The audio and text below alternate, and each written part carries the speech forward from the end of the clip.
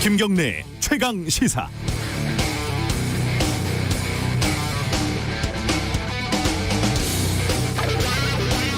고 이건희 삼성전자 회장의 발인이 오늘이라고 합니다. 인간적으로야 6년이 넘는 투병이 고통스러웠겠지만은 다 알다시피 사회적으로는 삼성 신화의 주인공으로 칭송을 받으며 화려한 꽃상여를 타고 떠나간 셈입니다. 한국 경제의 거인의 죽음을 평가하는데 굳이 인색할 필요는 없습니다. 하지만 장례 절차도 마무리가 되는 시점이니까 이 회장의 죽음과 대비되는 다른 죽음들도 기억하는 절차가 필요한 것 같습니다.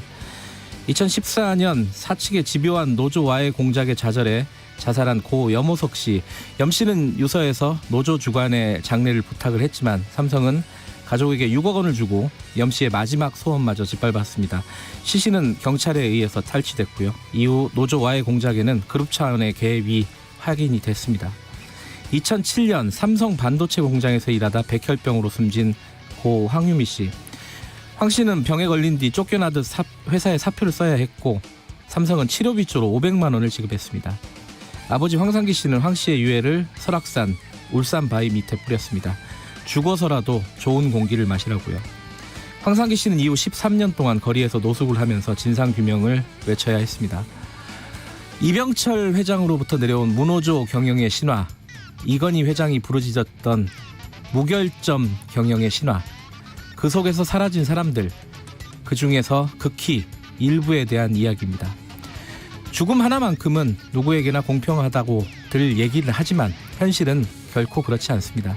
고인의 명복을 빕니다. 10월 28일 수요일 김경래 최강시사 시작합니다.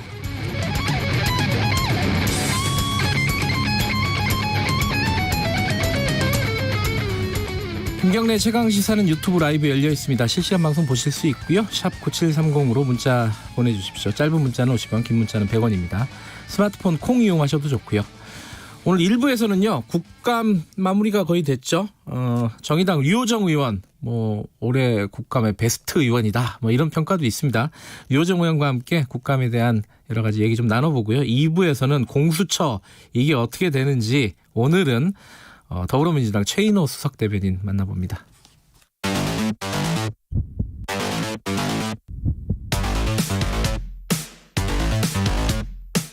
오늘 아침 가장 뜨거운 뉴스 언박싱.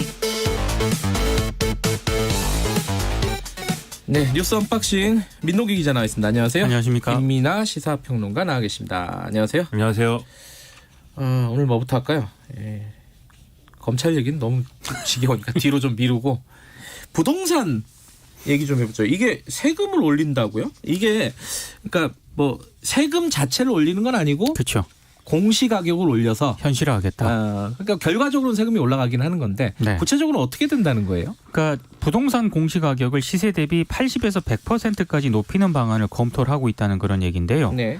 9억 미만 주택은 공시가격 인상 속도를 좀 늦추고요. 네. 1주택자 대상 그 재산세 인하 확대도 고려를 하는 그런 방안도 지금 마련을 하고 있습니다. 그러니까 지금은 한 10억짜리 아파트다. 그러면 네. 한 5억일 수도 있고 그렇죠. 공시가격이 6억일 수도 있고 그 정도 50% 60% 그 언저리인데 네. 이걸 한 9억 이 정도로 맞춘다는 거죠, 그죠? 그러니까 어제 국토연구원이 공청회를 개최를 했거든요. 여기서 이제 부동산 현실화율을 80%, 90%, 100%로 각각 높이는 방안들을 발표를 했습니다. 예. 근데 지금 세 가지 방안 가운데 가장 유력한 방안은 90% 인상한 도입이 유력한데요. 현재 말씀하신 것처럼 부동산 공시가격 현실화율은 아파트와 같은 공동주택은 한 69%. 꽤 올라갔네요, 그래도. 네. 근데 단독주택은 낮습니다. 53.6%고요. 토지는 65.5% 정도 되는데 이걸 모두 90%까지 끌어올리겠다라는 게 정부의 방안입니다. 그러니까 공청회에서 나온 아니고 이게 여러 가지 절차를 아직 통과를 해야 된다는 그렇죠. 거죠. 예. 아닌 거죠. 네, 그렇습니다. 그 각계 의견 수렴하고 당정 협의도 거쳐야 되고 국회 논의도 거쳐야 되고 갈 길은 이제 먼데 예. 이게 의의가 있는 것은 지금까지 어쨌든 정부가 지금까지 해온 이제 대책 정책이라는 거는 고가 아파트 중심으로 이제 현실화율을 이제 가져가는 거였거든요. 그래서 이제 이것의 중심이 돼서 고가 아파트는 상당히 공시가격이 올라 있는 상황인데 그런데 그 9억 미만에 해당하는 이런 주택들은 앞으로 어떻게 할 거냐. 이 점에 있어서 좀 장기간이 걸리더라도 이 현실화율을 90%를 목표로 해서 단계적으로 이제 여기까지 가겠다는 로드맵을 이제 얘기를 했다는 것이죠. 그럼 문제가 되는 건 뭐냐면 고가 주택에 사는 사람들은 뭐 이게 공시가격이 올라서 이 공시가격과 연동돼 있는 재산세 부담이 늘어나더라도 그걸 부담할 수 있는 여러 가지 방법들이 있을 텐데 9억 미만 1주택자의 경우에는 결국 재산세에 의한 어떤 피해를 입게 되는 게 아니냐 이런 우려들이 뭐 실제로 있는 모양입니다. 그리고 이런 우려가 이제 좀 지금 이제 임금 생활자의 경우에는 그래도 이제 세금을 낼 수가 있는데 그게 아니라 은퇴한 이후에 별도의 수입이 없는 상황에서 이렇게 1주택을 끼고 있는 경우는 뭐 여러모로 어렵지 않겠느냐 이런 우려들이 있다 보니까 또 이제 재산세만 문제가 아니라 여기에 연동된 건강보험료라든지 이런 게 여러 문제가 발생할 수가 있다라는 우려가 있다 보니까 이거 뭔가 재산세 깎아줘야 되는 거 아니냐 이런 논의도 뭐 일부에서는 나오는 것 같습니다. 그 어제 공청회에서도 네. 이런 부분을 감안을 해가지고요. 속도를 좀 조절을 하는 그런 방안을 내놓긴 했어요. 그러니까 9억 미만 공동주택은 현실화율을 2030년 그리고 10년 정도 그렇습니다. 예. 9억 이상 15억 미만 주택 같은 경우에는 2027년, 15억 이상 주택은 2025년.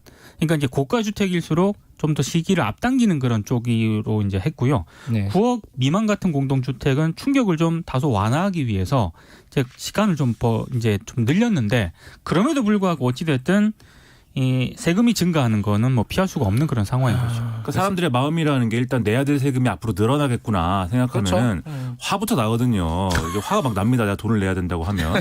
그러면 이제 화가 난 마음들이 내년 4월 재보선에서 과연 어떻게 표현되겠는가 이것을 우려하는 것이 아닌가라는 의견도 있어요. 그래서 이제 더불어민주당하고 정부가 지금 공시지가 이제 6억 원 이하의 주택의 재산세율을 0.05%포인트 감면한다든지 또 6억에서 9억 사이 주택에 대해서는 0.03%포인트를 일괄 감면한다든지 이런 방안을 검토한다는 얘기가 나오는데 이게 결국 선거 의식한 거 아니냐 이런 이제 평가도 있는 모양입니다.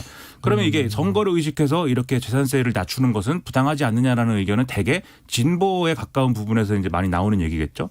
근데 이제 보수 언론을 보면은 오늘 한 보수 언론의 신문 제목을 보니까 이렇게 재산세를 낮춰준다고 하면 좋아해야 될 것 같은 그런 생각이 들었는데 그게 아니라 병 주고 약 주냐 이렇게 제목이 써 있습니다. 정확하게 조선일보인데요. 병 주고 약 주는 여당. 9억 이하 1주택 재산세 감면 이렇게 제목이 뽑혀 있습니다. 이 세금이라는 게 민감해요, 사실. 그러니까 저도 생각은 세금 많이 내야지 돈 많으면라고 생각을 하다가 나한테 세금이 떨어지면 이게 사실은 좀 기분이 그렇거든요. 고지서가 날라오면 마음이 네. 좀 바뀝니다. 네. 어찌됐든 현실화를 시키겠다는 입장인 거고 9억 원 밑에는 좀 조정을 하겠다. 이게 이제 일단 당정의 얘기네요. 그렇죠? 그동안 이제 부동산 정책에서 이 보유세 관련해서 보유세 거기에 해당하는 재산세 이런 것들이 강화돼야 된다는 지점 꾸준히 나왔는데 예. 이게 재산세율을 높이고 낮추고 뭐 이런 높이는 문제에 더해서 이제 그 걸림돌이 되는 게 공시가격이 이제 현실화돼 있지 않다는 문제가 계속 제기가 되어 온 거거든요. 그래서 네. 필요한 일인데 다만 충격을 얼마나 완화할 것이냐의 문제에서 고민이 깊은 상황이겠죠. 근데 지금 사실 전세가 문제인데. 그렇죠. 그죠. 이게 전세에 대한 얘기는 아직 뾰족한 대책을 못 내놓고 있는 상황이라서 이건 좀 앞으로 당에서는 선거 때문에 되게 고민이 많을 거예요, 아마. 당장. 그래서 네. 지금 장기 대책을 내놔야 되는데 네. 좀 손쉽게 당장 실행할 수 있는 감세 카드를 꺼내들었다라는 그런 지적도 있어요.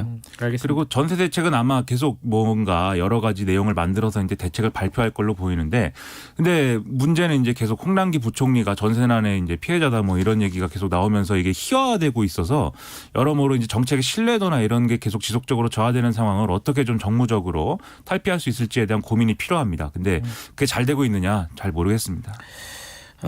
검찰 얘기를 해야 되는데 김재현 님이 검찰 뉴스가 아까 제가 좀 지겹다 그랬더니 지겹지 않으니까 계속 해달라고 한번 해보죠 뭐. 자, 옵티머스 관련해서 또 감찰을 지시했다. 이게 라임 관련해서도 이미 감찰을 지시했잖아요. 그죠? 그렇죠. 추미애 장관이. 근데 이번에는 옵티머스 관련해서 어떤 부분을 정확하게 감찰을 지시한 겁니까? 그러니까 윤석열 총장이 서울중앙지검장으로 있을 때요. 네. 그 당초에 이제 무혐의 처분을 내리지 않았습니까? 과거에. 예. 그러니까 서울중앙지검이 이른바 봐주기 수사를 했는지 감찰하라는 그런 거고요. 네. 그리고 뭐 유력 인사의 로비로 사건 무마가 있었는지 그리고 사건을 당시 윤석열 서울중앙지검장에게 보고했는지 등에 대해서 감찰을 지시를 했습니다. 예. 근데 사실 당시 사건을 무혐의 처분한 검사가 김유철 당시 형사 7부장이었는데 윤석열 총장의 인사청문회를 준비한 측근이었다라고 하거든요.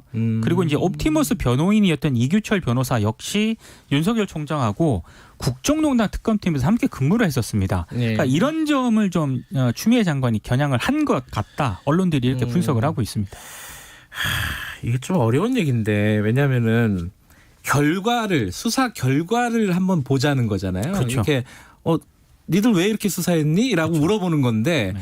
이게 검찰 입장에서는 이래 본 적이 잘 없거든요. 자기들이 수사하면 끝이거든요. 원래는. 그렇죠. 예. 근데 그걸 한번 보겠다는 건데 이게 어떻게 나올지 저는 오히려 룸사롱 이런 거보다 요게 되게 궁금합니다. 결과가 어떻게 나올지. 일단 그 담당 검사 아까 김유철 검사라고 했죠. 네네네. 거기 굉장히 좀 반발하고 있죠. 그죠? 그렇습니다. 이 항상 이제 검찰들이 열심히 댓글을 달고 글을 올린다고 하는 이 프로스라는 전 국민이 다 보고 있다는. 네. 전설의 게시판이 있습니다. 내부 통신망이 아니라 외부 통신망 같아요. 포탈 같아요. 포탈. 그렇죠. 그래서 이 김유철 검사도 여기에 글을 올렸는데 여기에 글을 올리면서 내가 이 글을 올리는 것이 이 지금 수사 피의 사실 공표나 이런 것들을 하면 안 되지 않습니까? 네. 근데 그런 것에 이게 좀 저촉되지 않는 방향으로 글을 올린다. 역시 이제 검사들도 의식하고 있는 것이죠. 여기 쓰면 무조건 보도되고 무조건 다 알게 된다. 다 보고 있다는 걸 다 알아. 네, 그렇죠. 그래서 이제 여기에 글을 올렸는데 왜 이렇게 수사한 거냐에 대해서는 이런 얘기였습니다. 이 당시에 이게 이제 2018년 4월에 과기부가 감사를 했습니다. 네. 이 전파진흥원이 옵티머스에 한 680억 정도를 투자한 거에 대해서 그리고 10월 달에 이것에 대한 수사 의뢰를 이제 전파진흥원이 하게 된 건데요. 왜냐하면 과기부가 이 당시에 이 투자는 부실하고 잘못됐다라는 그런 감사 결과를 내놨기 때문입니다. 예. 그래서 이제 수사가 진행이 된 것인데 그래서 수사를 해보니까 검찰이 해보니까 이 전파진흥원은 사실 이게 과기부가 감사를 해서 이제 수사를 하라고 한 것뿐 이 내용 잘 모릅니다. 이렇게 증언을 하고 그리고 이때는 지금처럼 옵티머스가 환매 중단 사태에 이르른다든지 이런 정황이 또 없었던 데다가 애초에 그런 과기부는 감사에 왜 착수한 거냐. 이게 옵티머스의 이제 옵티머스 창업주라고 하는 옵티머스 회사를 자기가 뺏겼다고 주장하는 이혁진 씨가 이것은 문제가 있는 상황이다라고 과기부에 찔렀다는 거거든요. 제가 찔렀다고 얘기하면 안 되고 제보를 했다는 거거든요. 그래서 이제 감사가 시작된 것이기 때문에 검찰 입장에서는 이게 뭔가 옵티머스 창업주와 그 이후 임원들이 싸우나 보다 이런 판단을 내부 간의 알력이다. 그렇죠. 네. 그래서 이게 결국은 이제 무혐의 된 것이다 이렇게 해명을 했고 그다음에 이게 과연 부장검사 정결 사항이냐 아니면은 윤석열 당시 중앙지검장까지 보고가 올라간 사안이냐에 대해서 국정감사장에서는 이게 7개월이 걸렸는데 지금 정결 규정에 보면은 6개월 이상이 되면 사건이 6개월 이상이 되면 차장검사 보고가 되게 돼 있기 때문에 윤석열 지검장이 알았을 거다라는 의혹이 제기가 됐었습니다. 근데 거기에 대해서 김유철 검사는 그게 아니고 이게 4개월 정도는 당시 사법경찰이 이제 수사를 한 상황이고 나머지 3개월이 검찰이 이제 수사를 한 걸로 봐야 되기 때문에 자기들이 3개월밖에 수사 안 했다. 그렇습니다. 그렇기 때문에 부당 정결 사항이 맞다라고 글을 올렸습니다. 이게 그러니까 말하자면 그 국감에서 제기됐던 게 특히 이제 여당 쪽 의원들이 제기를 했던 게 그때 수사 잘했으면 옵티머스 피해가 확 줄지 않았겠느냐. 이렇게까지 안 됐을 거다. 네, 그렇죠. 그 얘기인데 그게 이제 당시에 근데 이 검사 김유철 검사 검사의 얘기는 수사를 제대로 할 상황이 아니었다. 특히 이제 그래서도 반박을 했는데요. 피해자가 수사를 요청한 사건이 아니었다. 그러니까요. 요거는 그러니까 결과에 대한 책임을 사실은 안 지거든요. 검찰은 그죠. 그렇죠. 뭐 재판에서 진다고 뭐 징계 받는 건 아니잖아요. 네. 욕만 먹죠. 자기들끼리 너는 무능한 검사야 이렇게 욕만 먹지 뭐. 야, 요거 어떻게 될지 한번 좀 지켜보겠습니다. 이게 뭐 정치적인 의미를 떠나서 저는 정치적인 의미보다는 그 검사의 수사를 리뷰를 한다. 이거 좀 이제 새로운 일인데. 그러니까 언론들은 이게 이제 윤 총장을 겨냥했다 여기에 포커스를 많이 맞추는데 관심 없어요. 사실 저도 이걸 과연 어떻게 그 감찰 결과가 나올 것인가 이것도 한번 봐야 될 것 같아요. 근데 이거를 첫째로 이게 그럼 수사가 잘 못 될 만한 상황에서 잘 안 된 거냐? 그렇죠. 그게 중요한 거죠. 둘째로 수사가 잘 될 건데 이 못 된 거냐? 세 번째로 잘 될 것이 못 된 이유가 과연 어떤 여러 가지 부적절한 상황 때문이냐? 이거의 판단 결과는 다 다른 거라서 그래서 이제 흥미로운 사건입니다. 하나 이게 좀 뭐 정치적으로 따져보면 비슷한 건이 하나가 이게 그 한동훈 검사장, 그러니까 윤석열 총장의 측근으로 보통 평가를 받는 검사장을 또 팬 사람 그죠? 이게 누구죠? 정진웅 검사를 고검에서 또 기소를 했어요. 이것도 네. 참 복잡합니다. 어쨌든 그죠? 했다고 하는 거는 윤석열 검찰총장이 좋아하는 표현인데. 네. 그러니까 한동훈 검사장은 네. 이 정 검사가 일방적으로 자신을 폭행했다라고 주장을 한 거고요. 정 검사 같은 경우에는 우발적인 충돌이었다라고 주장을 했는데 서울고검은 한동훈 검사 쪽 손을 들어준 그런 모양새가 됐습니다. 그러니까요. 근데 이걸 가지고 법무부에서 또 이건 뭐 재판 방해 아니냐? 뭐 이런 식으로 판단을 해버리면 또 어떻게 일이 확산이 될지 그렇죠. 확전이 될지 네. 이것도 참 그리고 어디로 갈지 모르겠습니다. 반대로 윤석열 총장 쪽에서 예. 이렇게 기소를 통해서 어쨌든 징계 사안이 확인됐기 때문에 이 사람에 대한 직무 정지를 요청한다든지 징계를 요청한다든지 그렇죠. 이렇게 되면 그러면 법무부 어떻게 할 거냐. 야, 이것도 이제 재밌는 일이 되겠죠. 알겠습니다. 공수처 얘기는 우리 나중에 따로 2부에서 살펴보도록 하겠습니다. 여기까지 듣죠. 고맙습니다. 고맙습니다. 민동기 기자, 김민아 시사평론가였습니다. 지금 시각은 7시 35분입니다. 오늘도 대기 상황이 좋지 않습니다. 나쁨 단계를 보이는 곳이 세종과 충청북도 지역이고 시간이 지나면서 북서쪽에 찬 공기를 타고 미세먼지 상황은 점차 나아질 것으로 예상이 되고 내일은 호전되겠습니다. 오늘 구름량이 좀 많은 편이긴 한데 오후부터는 구름이 거쳐 맑은 날씨가 예상됩니다. 전라도 지역은 오전까지는 산발적으로 빗방울이 떨어지는 곳도 있겠습니다. 지금 강원 영동 지방과 제주도 산지의 경우 건조특보가 내려져 있고 이 건조함은 당분간 이어지겠습니다. 오늘 낮 최고 기온은 서울 17도, 부산 21도 등 전국적으로 16도에서 22도의 분포로 포근하겠지만 오늘 밤 기온은 급격히 떨어질 것으로 예상됩니다. 지금 서울 기온은 12.4도, 습도는 89%입니다. 지금까지 날씨 정보였습니다. 다음은 이 시각 교통 상황 알아보겠습니다. KBS 교통정보센터의 공인혜 씨입니다. 네, 이 시각 교통정보입니다. 오늘 출근길도 안개를 가장 주의하셔야겠는데요. 현재 서울 시내 올림픽대로 행주대교부터 성산대교 사이 안개가 짙은데 잠실 방향으로 이 구간 운행하시는 데는 30분이 넘게 걸립니다. 더 가선 여의 하류부터 한강대교, 동호대교부터 영동대교 쪽으로 막히고요. 강변북로는 일산 방향 반포대교 부근 1차로의 작업 여파 성수대교부터 막고 있습니다. 경부고속도로 서울 쪽은 수원 부근과 달래내부터 반포 쪽으로 정체 서행하고요. 서해안고속도로 목포 방향 안산 분기점부터 용담터널 사이 가장 막히고 있습니다. KBS 교통정보센터였습니다. 최강 시사.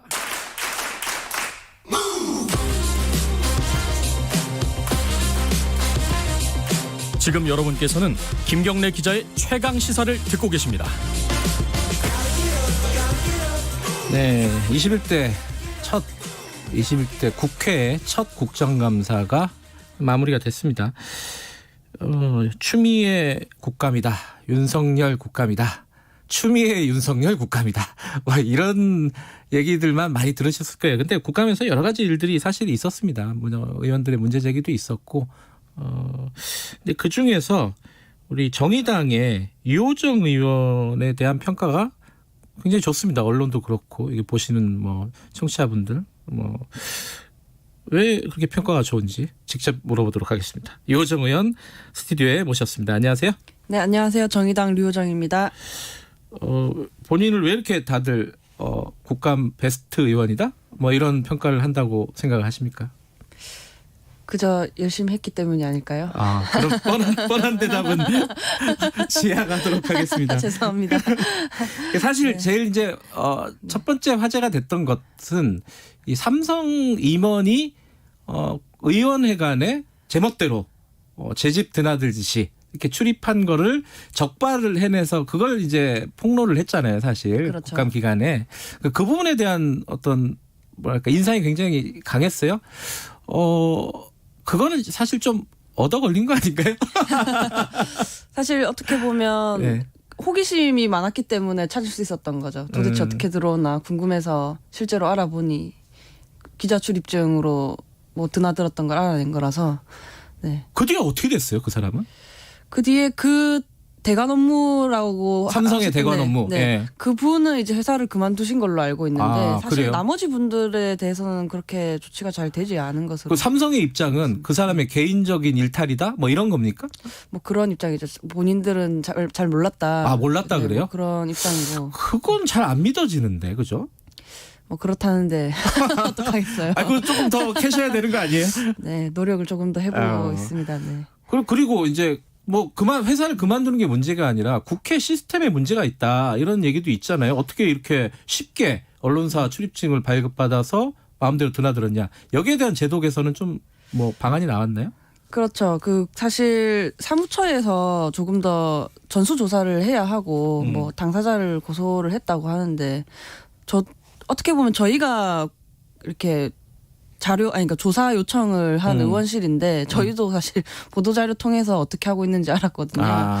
근데 자료 요청을 조금 하고는 있는데 뭐 개인정보다 뭐다 하면서 또 자료를 정확하게 내어주지는 않고 있습니다. 어쨌든 사무처에서 뭐 어떤 조사는 진행을 하고 있다. 네, 조사를 진행을 하고 있다고 하더라고요. 왜냐하면 다른 분들은 또 그 출입증을 다른 분들 걸 또 활용해서 들어오셨기 때문에 어떻게 보면 방역 수칙을 어긴 거거든요. 그분들 만약에 그러네요. 그렇죠. 만약에 그분들이 감염이 됐으면 저희는 루트를 알지 못할 뻔했거든요. 네, 조사가 확실하게 되어야죠. 강민규님이 명탐정 류호정 의원이라는 감사합니다. 새로운 별명이네요.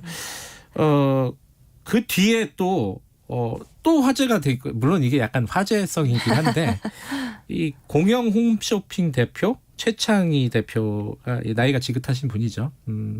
어이라고 불러서, 그때 저도 이제 그 화면을 봤는데, 네. 이제 바로 이제 응수를 하셨잖아요. 네. 어이, 이렇게 했는데, 네. 그거는 그냥 순발력이었습니까? 아니면 그 뭔가 의도가 있었던 겁니까? 뭐 그 순간에 저도 황당하니까 되묻게 된 거였고요. 보통 시간이 제한되어 있다 보니 서로 발언권을 가져가려고 하곤 하거든요. 네. 그런데 그렇게 어떻게 보면 반말로 말을 끊는 추임새를 한 것은 저도 처음 겪었기 때문에 저도 이렇게 그냥 되묻게 된 것 같아요.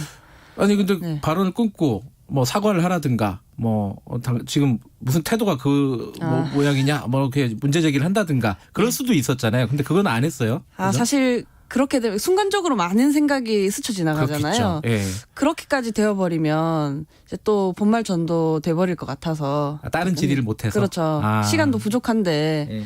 그런 생각이 들어서 거기까지만 하고 뭐 더 이야기하진 않았습니다. 그 뒤에 뭐 사과나 이런 건 있었습니까?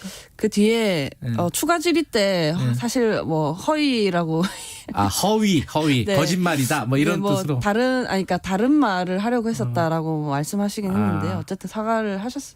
사과는 하긴 했어요. 그런 경험을 아마 본인도 처음 하셨기 때문에 그렇잖아요. 뭐 공적 자리에서 뭐 그런 경험 처음 하셨을 거라서 이제 본인도 자기 검열을- 놀랐을 수도 있어요.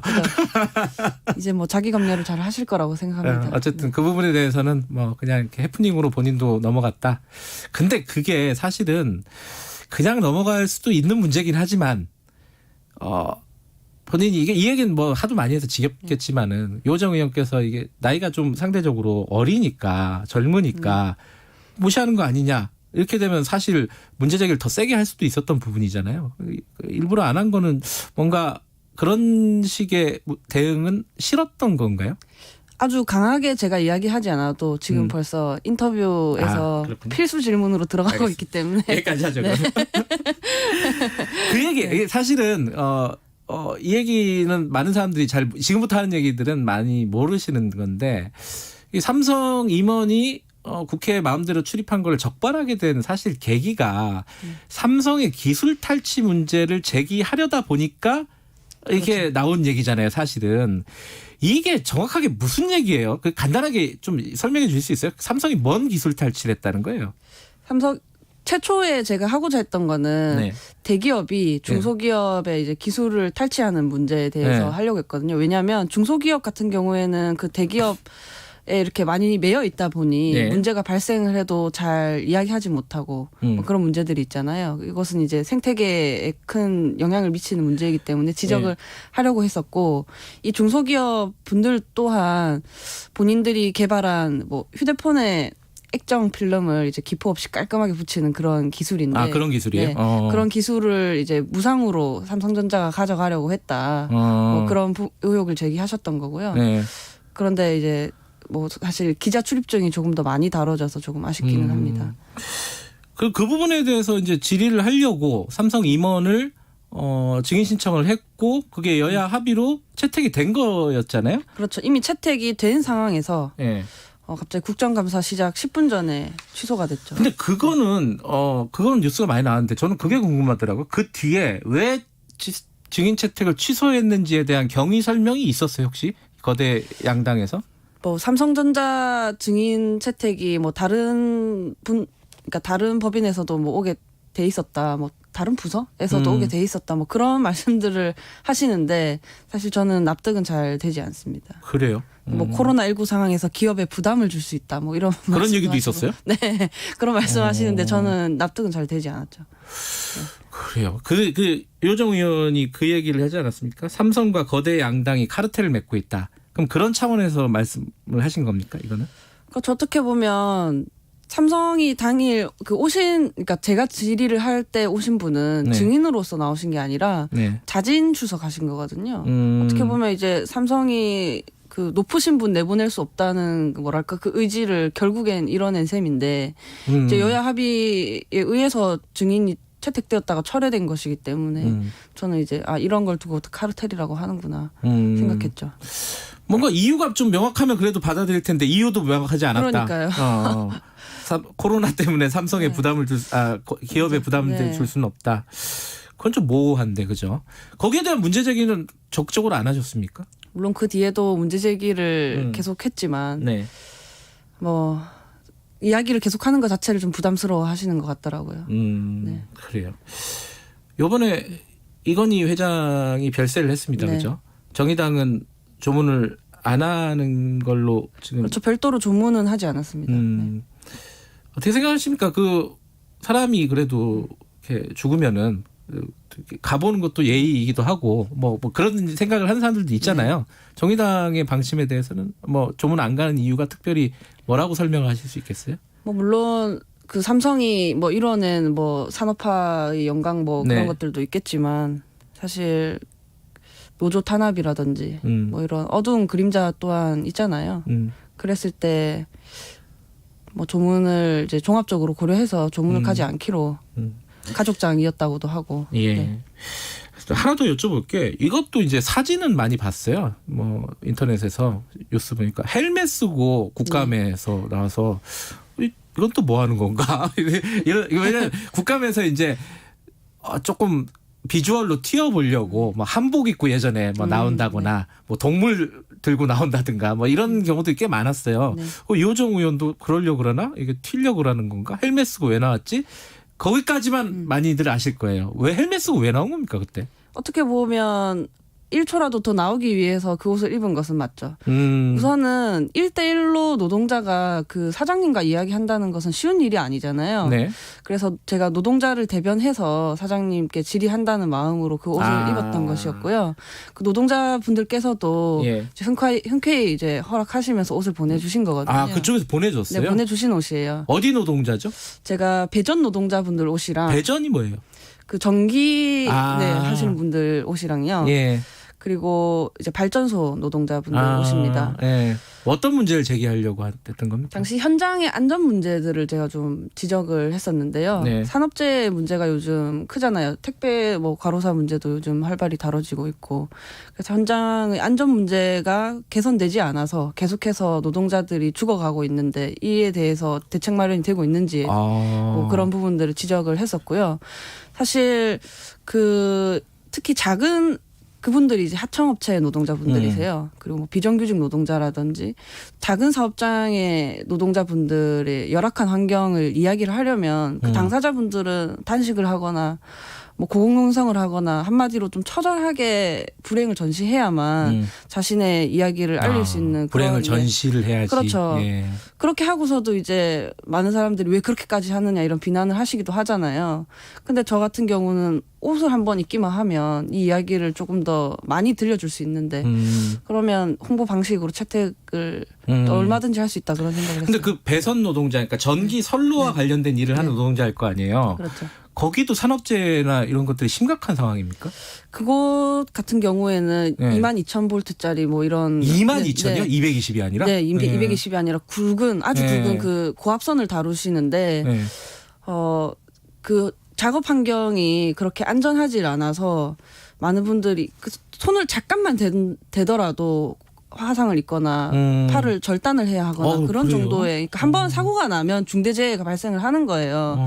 그런데 그 작업 환경이 잘 개선이 되지 않고 있죠. 충분한 인력이 충원되지 않고 있고 네. 그래서 이런 부분들에 대해서 어떻게 할 거냐 질의를 했습니다. 뭐 한전 사장한테 물어본 겁니까? 그렇죠. 한전 사장님께 물어봤고 뭐 개선을 하겠다고 개선을 말씀하셨습니다. 하겠다. 그 작업 도구가 계속해서 개선을 하겠다라고 이야기를 해왔는데 현장에서 충분히 일할 수 있을 만큼 개선이 이루어지지 않고 있었거든요. 긴 막대기를 활용해서 이제 직접 선을 만지면 위험하니까 네. 긴 막대기를 이용해서 간접적으로 이제 뭐 그 스마트 작업을 스틱인가 하고. 뭐 그렇죠. 그렇게 부르죠. 네, 예. 스마트 스틱이라는 네. 걸 이용해서 간접적으로 뭐 공사를 하라고 하는데 사실 별로 스마트하지 않았던 거예요. 제가 가서 직접 들어봤거든요. 너무 무겁고 이것을 하루 종일 들고 작업을 하면 이제 오히려 또 근골격계 질환이 또 발생을 하는 거죠. 그렇죠. 그게 한두 번 하는 건 괜찮은데 지속적으로 무거운 걸 계속 들고 하루 있으면 종일 또 밖에서 뭐 더울 때는 더 심할 거 아니에요. 예. 뭐 이런 부분들 이제 개선을 해야 된다 얘기했죠.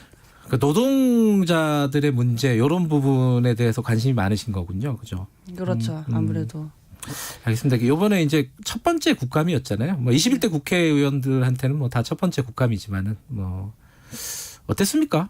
이게 전반적으로 뭐 본인 상임위도 있겠지만 다른 상임위도 계속 보시고 정의당에서도 얘기를 많이 나누셨을 것 같아요. 평가를 한다면 어떻습니까? 우선 정의당 기조가 불평등, 이제 기후위기 불평등 문제 해결 뭐 이런 쪽으로 방점을 찍고 진행이 되었는데 윤석열 추미애만 남은 거 아니에요? 네, 정의당은 그랬지만 국회는 마치 윤석열과 이제 추미애 말고는 없는 것처럼 굴긴 했었죠. 근데 뭐 저희는 저희 총선 때 분명히 싸우는 국회가 아니라 일하는 국회 만들겠다고 약속을 하고 임기를 시작을 했거든요. 네. 정의당은 그 약속을 지키기 위해 노력했다고 생각합니다. 스스로 좀 노력했다. 성과가 좀 있었다라고 평가하십니까? 왜냐하면 저는 이제 특히 주변에서 실력으로 이제 인정받아야 된다 그런 말씀들을 많이 하셨어요. 뭐 유호정 의원 본인 주변에서 그러니까 네, 뭐 국정감사라든지 상임위 활동으로 실력으로 인정받아야 된다라는 말씀들을 많이 하셔서 정말 열심히 준비를 했었습니다. 실력으로 인정받으신 걸로 평가를 하십니까? 충분히 노력했고 뭐 앞으로도 열심히 보여드려야죠. 네, 셀리스트님이 최근 하는 모습들 응원한다 이런 말씀 보내주셨습니다. 지금처럼만 해달라. 더 잘해야 되는 거 아니에요? 네. 더 잘해야죠.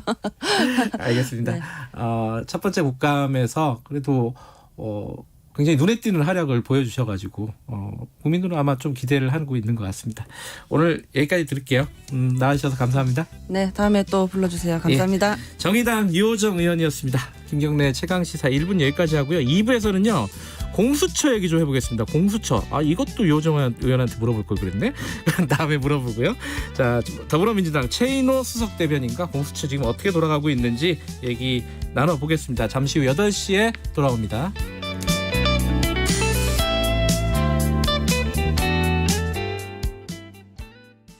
코로나19로 가게가 어렵다면 저소득층 대상 위기가구 긴급생계지원금 신청하세요. 소득이 줄어든 근로자, 영업이 어려워진 자영업자, 실업급여가 종료된 구직자 모두 신청 대상입니다.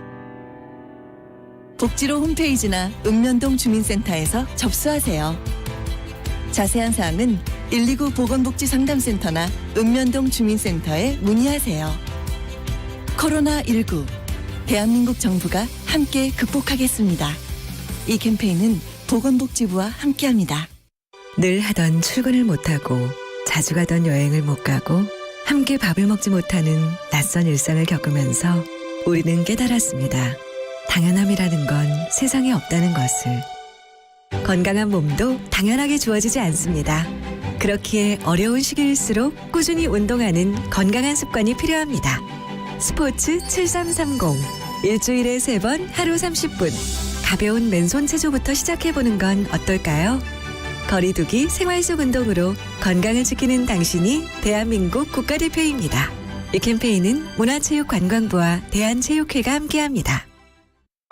과민성 방광, 제 얘기라고는 생각도 못했죠. 창피하기도 하고 자주 화장실을 들락거리고 소변을 참지 못했는데 치료가 가능한 줄도 모르고 그냥 지나칠 뻔했지 뭐예요. 과민성 방광은 우리나라 40대 이상 5명 중 1명이 겪고 있는 질환입니다. 방치할 경우 우울증, 업무 효율 저하 등 삶의 질이 낮아질 수 있습니다. 평소보다 화장실을 자주 가고 참지 못해 소변이 새어나오고 소변 때문에 밤잠을 설친다면 전문의와 꼭 상담해보세요. 조기 진단 및 치료로 일상을 되찾을 수 있습니다. 과민성 방광, 충분히 여러분의 이야기일 수 있습니다. 말 같은 말.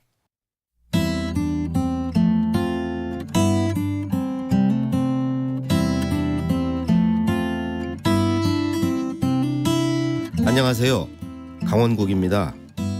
중고등학교 하교 시간에 버스 타는 일이 종종 있습니다. 하나같이 예쁘고 풋풋합니다. 나도 저런 시절이 있었지 추억에 잠기기도 하지요. 그런데 이런 상념을 깨게 만드는 소리가 있습니다. 바로 욕설입니다. 대다수 학생이 욕을 달고 삽니다. 욕을 욕이라고 생각하지 않는 듯합니다. 욕으로 우정을 확인하는 것 같기도 하고요. 크게 걱정하진 않습니다. 나이 들어가며 알게 될 테니까요. 진짜 친하다는 것은 서로 예의를 지키고 상대를 존중해주는 것이라는 사실 말입니다. 어린 시절엔 말도 짧게 합니다. 존대를 하지 않지요. 엄마 밥 줘. 싫어. 안 먹어. 이렇게 말합니다. 제 아들도 그랬습니다. 그래서 가르치려고 들자 아버님이 그러셨습니다. 크면 다 고치게 돼 있다. 그 시기엔 원래 그러니 가만 놔둬라. 너무 관여하고 제약하면 말하는데 눈치를 보게 돼 더 안 좋다. 이렇게요. 지금 생각해보면 맞는 말씀입니다. 저절로 고쳐졌으니까요. 그래서 학생들이 욕하는 것도 고치려 들지 않습니다. 다만 어차피 안 하게 될 것 조금 일찍 그만뒀으면 하는 바람은 있습니다. 말 나온 김에 하나만 더 말씀드리죠. 사람에게 쓰는 말과 짐승에게 쓰는 말은 구분해서 써야 합니다. 대가리, 눈깔, 이빨, 주둥이, 아가리, 모가지는 짐승에게만 쓰는 말입니다. 어디서 눈깔을 지켰다? 모가지를 확. 모두 사람을 짐승 취급하는 말이지요. 명백한 욕설입니다. 사람에게는 머리, 눈, 입, 목이라고 하는 게 맞습니다. 강원국의 말 같은 말이었습니다.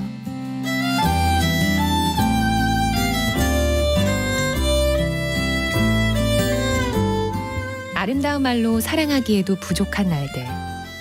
짐승에 빗대 사람을 욕하는 건 짐승에게도 미안한 일이죠.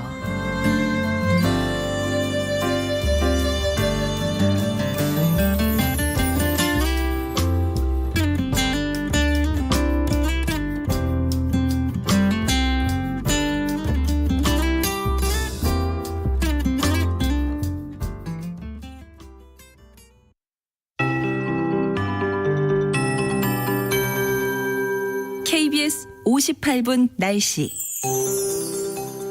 오늘은 시야도 숨쉬기도 개운하지 않은 아침입니다. 계속해서 안개가 자주 발생을 하고 있고요. 미세먼지 상황도 썩 좋지는 않기 때문입니다. 오늘도 세종과 충청북도 지역은 종일 나쁨 단계의 탁한 대기질이 예상되고 그 밖에 대부분 지역도 오전까지는 탁한 상태를 이어가겠습니다.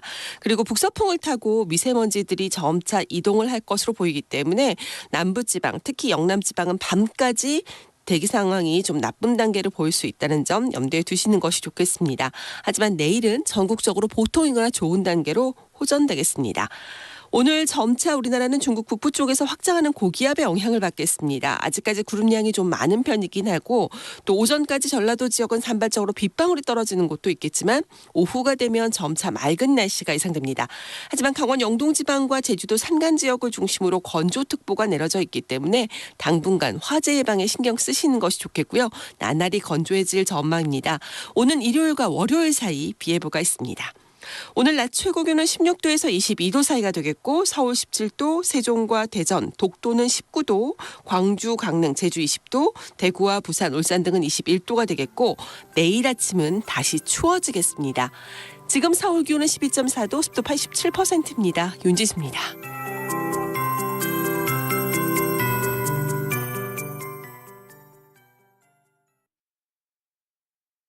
정성을 다하는 국민의 방송 KBS가 8시를 알려드립니다. AM 711kHz, FM 97.3MHz, KBS 1라디오입니다. HLKA.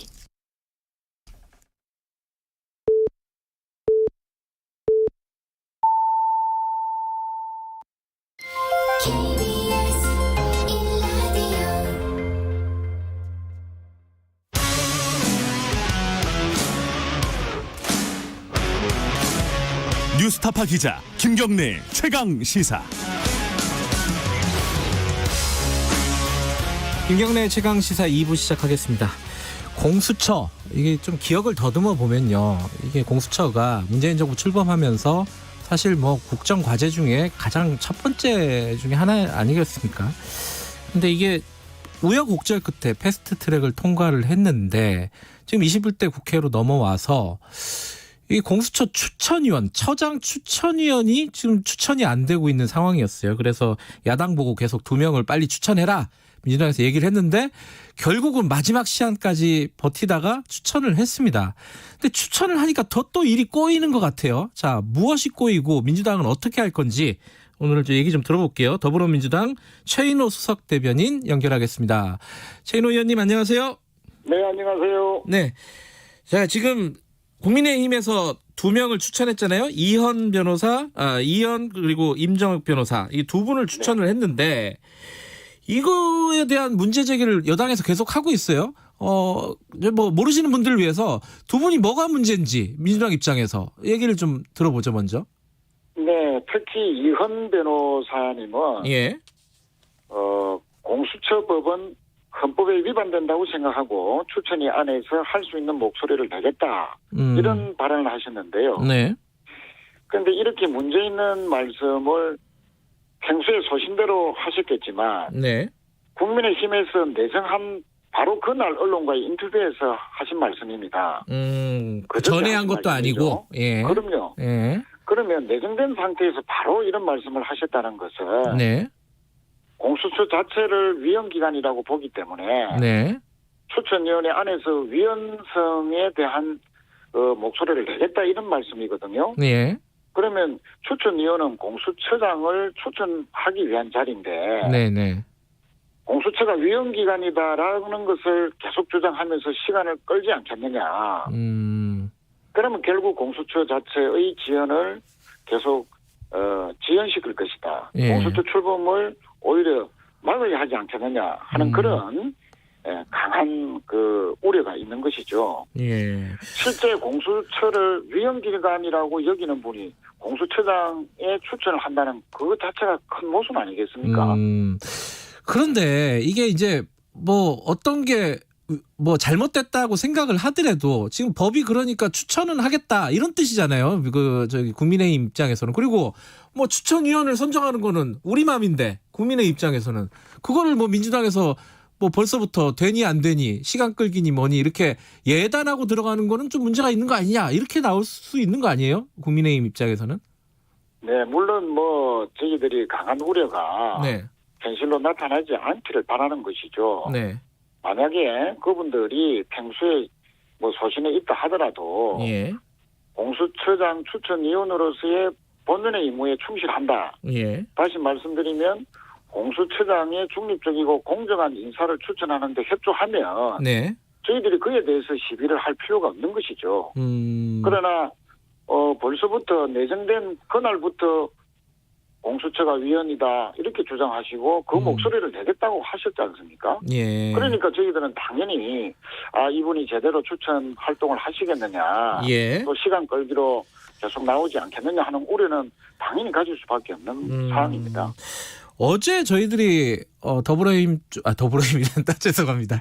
국민의힘 쪽 인터뷰를 했는데 이 공수처 관련해서는 추천위원 추천에 달려서 추천했고 법대로 하면 되는 거 아니냐 그렇게 얘기를 하더라고요. 거기에 대해서는 어떻게 생각하십니까? 네, 그 공수처 추천 활동에 충실히 하면 네. 저희들은 그 자체로서 당연히 받아들이고요. 예. 또 공정하게 공수처를 이끄실 분을 추천하는데 협조하면 저희들이 다른 그와 관련된 법 개정을 한다든지 이런 네. 일은 없을 겁니다. 다만 지금까지 공수처 출범하기로 되어 있는 법적 시한을 100일이나 넘겼거든요. 네. 지금까지 국민의힘 지도부 중에 주요한 분들은 계속적으로 공수처의 필요성을 부정하는 발언을 해왔습니다. 네. 그 연장선상에서 공수처 자체를 자꾸 지연시키려 한다는 그런 우려가 현실로 나타난다면 네. 저희들은 저희들대로의 방식대로 갈 수밖에 없는 것이죠. 자, 그러면은요. 그게 공수처장 추천이 언제까지 이루어져야 된다고 지금 스케줄을 잡고 계세요? 민주당 쪽에서는? 방금 말씀드렸지만 네. 지금 100일이 넘는 위법 사항이 예. 진행되고 있는데요. 예. 늦어도 11월까지는 인사청문회도 다 마치고 공수처장 임명과 관련해서는 예. 모든 절차를 끝내야 된다 이렇게 생각합니다. 그러면은 인사청문회까지 마치려면은 11월 초 정도는 지금 추천을 해야 된다는 거 아니에요? 네, 이미 저희들 뿐만 아니라 네. 국민의힘 쪽에서도 예. 어느 분이 되었으면 좋겠다라는 것이 있을 수 있었거든요. 예. 그래서 이번 주에는 국회의장님의 소집으로 공수처장 추천위원회의 회의가 열려야 되고 네. 주말부터라도 예. 공수처장과 관련된 논의가 시작돼야 된다 예. 이렇게 생각을 합니다. 근데 이제 말씀하셨지만은 이게 국민의힘이 시간을 끄는 건지 아니면은 진짜 마음에 안 들어서 그런 건지는 모르겠지만은 어쨌든 공수처장에 대해서 비토권을 계속 행사할 수 있는 거잖아요. 2명이 추천위원으로 들어갔기 때문에 그죠? 그렇습니다. 물론 이제 그 소수의 비토권을 법적으로 보장한 것은 그러니까요. 예. 네. 중립적이고 공정한 인사를 공수처장으로 임명하자는 취지지. 예. 그것을 계속 도돌이표식으로 추천하면 반대하고 추천하면 반대하고 어떤 인사를 추천하더라도 계속 반대만 하는 그런 법을 악용하는 사항이 계속될 경우에는 네. 그에 대한 대비를 저희들 할 수밖에 없다 이렇게 말씀드리겠습니다. 그 대비라는 게 법을 바꾼다는 뜻이신 거죠? 네, 그렇습니다. 어떻게 바꾼다는 거예요, 그러면은? 예를 들면 공수처 추천위원회가 네. 구성되고 난 뒤에 예. 한 달 이내로 공수처장 임명을 완료한다든지 또 아니면 지금 2명의 비토권을 줬는데 네. 7명 중에서 예. 3분의 2, 예. 즉 5명의 찬성으로 공수처장을 추천하자는 개정 이런 안까지 네. 여러 가지 안들이 지금 법사위에 계류 중이거나 대안으로 검토 중에 있습니다. 민주당 입장에서는 공수처 출범이 중요하기 때문에 그렇게 말씀을 하시겠지만은 사실은 이 패스트트랙에 올라갈 때도 마찬가지고요. 이 비토권을 야당한테 준다는 게 큰 명분이었잖아요. 야당이 반대하는 공수처장은 임명하지 않겠다라는 취지가 이 법안에 담겨 있다. 이렇게 생각하는 쪽이 분명히 있단 말이에요. 여기에 대해서는 어떻게 생각하십니까? 그렇습니다. 예. 소수의 비토권을 보장한 것은 예. 여야의 합의로 추천하자는 것이거든요. 예.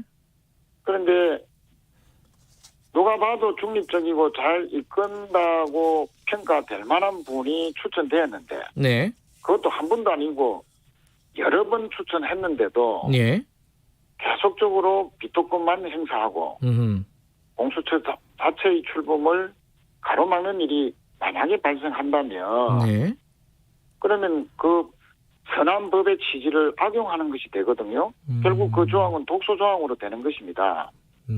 저희들은 그렇게 되지 않기를 바라고 있고요. 예. 모든 것은 국민의 힘의 태도에 달려 있다. 이렇게 말씀드리겠습니다. 이게 뭐 각자의 입장에 따라 생각은 다르겠지만 국민의힘 입장에서는 그렇게 생각할 수 있는 거 아닐까요? 아니 뭐 법 통과할 때는 얘기 다르고 지금 또 하려고 그러니까 또 얘기 다르고 이게 너무한 거 아니냐? 그 거대 여당이 너무 횡포를 부리는 거 아니냐? 이렇게 생각할 수 있지 않을까요? 다시 말씀드리지만 네. 공수처장 추천위원님들이 본인의 임무에 충실하면 네. 저희들은 공수처장 임명과 관련된 법 개정은 할 생각이 없습니다. 다만 무한정으로 공수처 자체의 출범을 지연시킨다고 판단할 때는 네. 대안이 있다는 그런 말씀입니다. 근데 이게 현실적으로는요. 이 야당에서 지금 특검을 얘기하고 있잖아요. 라임 뭐 옵티머스 관련해 가지고요. 네. 이게 좀 현실적으로는 정치적인 딜을 원하는 거 아니냐 이렇게 해석하는 쪽이 있어요. 그래갖고 민주당 쪽에서 이 정치적인 협상력을 발휘해서 줄 건 주고 뭐 공수처를 얻을 건 얻고 뭐 이런 식으로 지금 정치력을 발휘해야 되는 거 아니냐 이렇게 얘기하는 사람들이 좀 있습니다. 여기에 대해서는 어떻게 생각하십니까? 공수처 출범과 관련해서는 예. 어떠한 그 협상이나 딜은 있을 수가 없죠. 있을 수 없다. 공수처 출범 그 자체에 충실해야 됩니다. 네. 공수처라는 것이 결국은 검찰의 막강한 권한을 좀 분산을 시켜서 예. 결국은 권력기관의 어떤 민주화 개혁 차원에서 하는 것 아니겠습니까? 예. 그런데 공수처 출범 자체를 어떠한 다른 사안과 네. 어떤 딜을 한다 이런 있을 수가 없고요. 네. 또 지금 국민의힘에서 주장하는 특검 주장은 네. 검찰이 지금 법무부의 감찰 이후에 새로운 수사팀을 꾸려서 강도 높은 수사를 예고하고 있지 않습니까? 네. 그런데 이번 검찰의 수사는 야당 인사 수사를 의도적으로 제외시켰다. 또는 검찰의 비리에 대해서 수사가 진행되지 않았다 하는 네. 그런 검찰의 근본적인 신뢰와 관계되는 것이기 때문에 예. 제대로 된 수사를 하지 않을 수가 없습니다. 그래서 이번에는 검찰 수사를 맡게 된다고 생각하고요. 네.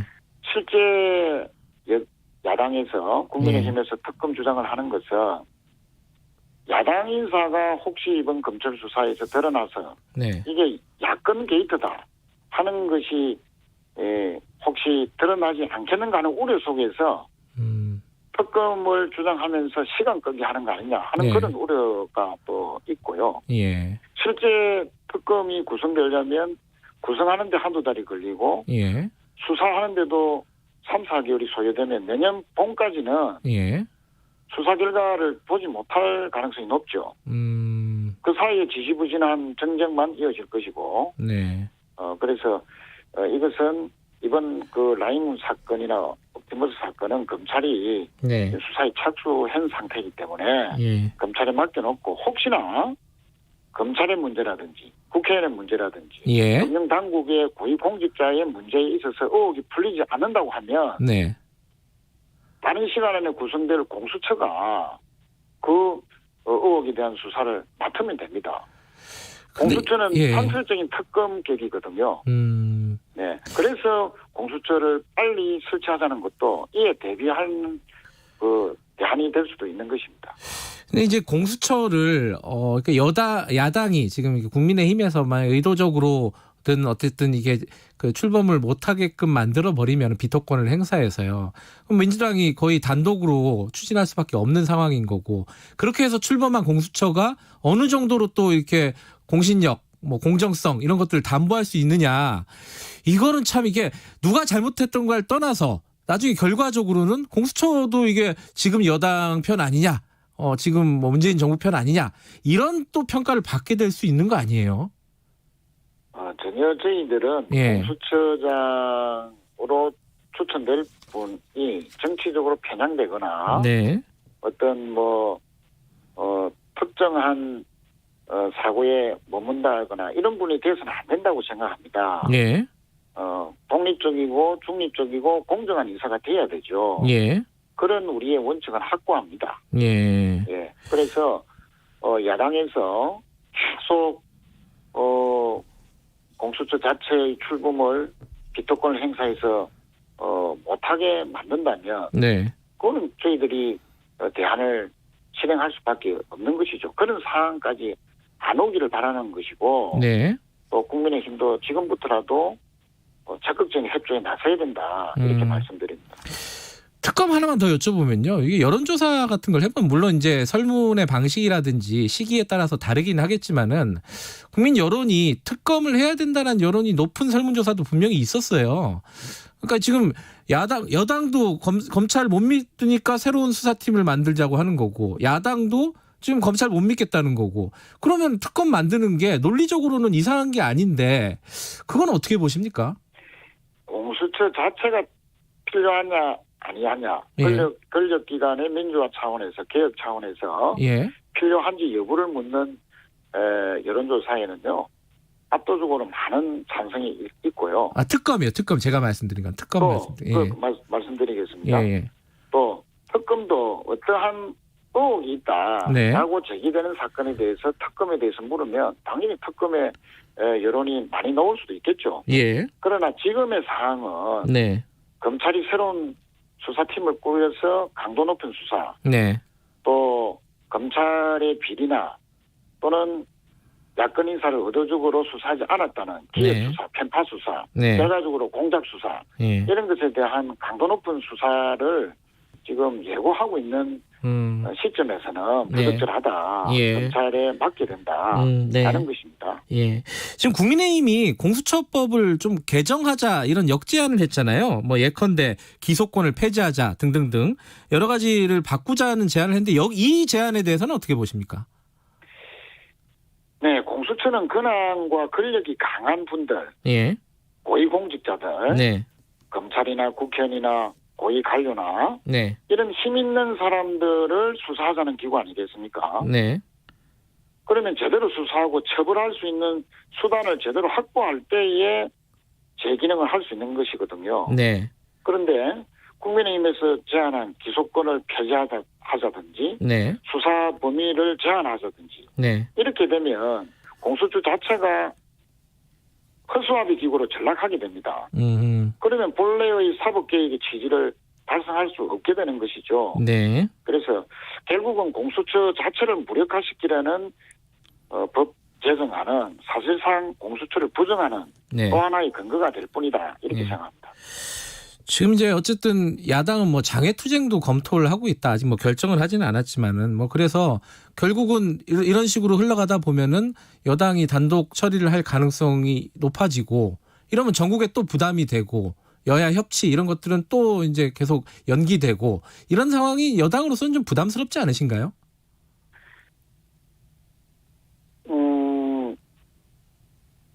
이거는 명확합니다. 명확하다. 국민의힘이 예. 장외투쟁을 하기 전에 예.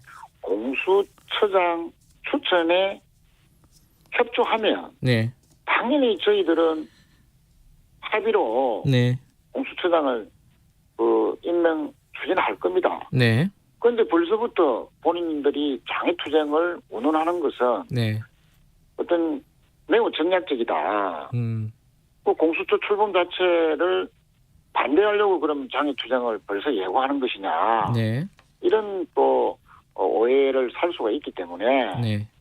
어쨌든 국민의힘에서는 추천한 분들이 공수처장으로 중립적이고 공정한 인사가 될 수 있도록 네. 또 본연의 임무에 충실할 수 있도록 독려하기 바랍니다. 예. 이 얘기 하나만 더 여쭤보고 마무리할게요. 그 추미애 장관이 옵티머스 사건 관련해가지고 윤석열 총장이 중앙지검장 시절에 그때 중앙지검에서 무혐의 처리를 한 부분에 대해서 감찰을 지시했습니다. 이게 너무 감찰, 수사지휘권 너무 남발하는 거 아니냐? 이런 지적에 대해서는 어떻게 보십니까? 법적으로 보장된 법무부 장관의 네. 수사지휘권의 행사라든지 또 감찰의 지시는 네. 필요하면 할 수 있는 것이죠.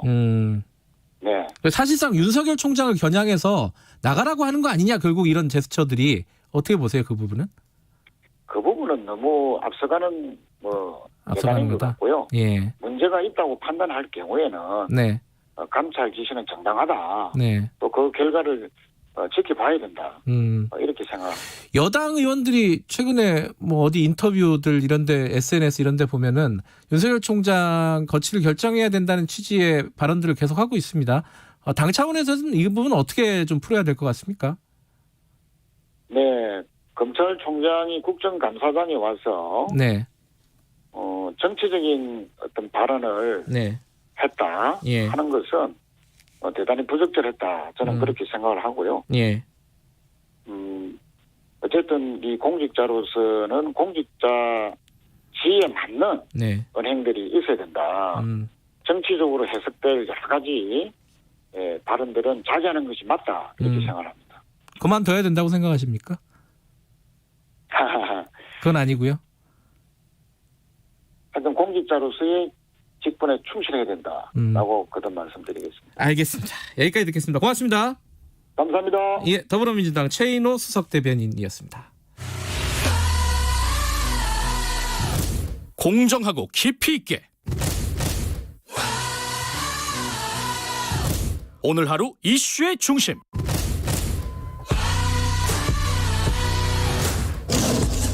김경래 최강 시사.